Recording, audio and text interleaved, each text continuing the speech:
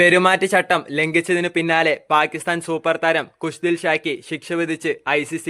പാകിസ്ഥാന്റെ ന്യൂസിലാൻഡ് പര്യടനത്തിലെ ആദ്യ 2020-യിലെ സംഭവങ്ങൾക്ക് പിന്നാലെ മാച്ച് ഫീയുടെ 50% ICC പിഴ വിധിച്ചത്.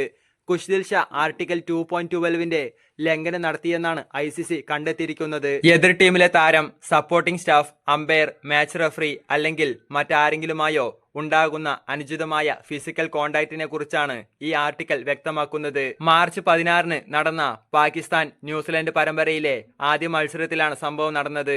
പാക് ഇന്നിംഗ്സിന്റെ 8-ാം ഓവറിൽ കുഷ്ദിൽ ഷാ ന്യൂസിലാൻഡ് താരം സാക്രി ഫോക്സിന്റെ തോളിൽ ഇടിക്കുകയായിരുന്നു. ഇതിനെ inappropriate physical contact with high degree of force എന്ന് കണക്കാക്കിയ ICC ഇതിനെ അശ്രദ്ധയെന്നും ഒഴിവാക്കാൻ സാധിക്കുന്നതായിരുന്നുവെന്നും വിലയിരുത്തി.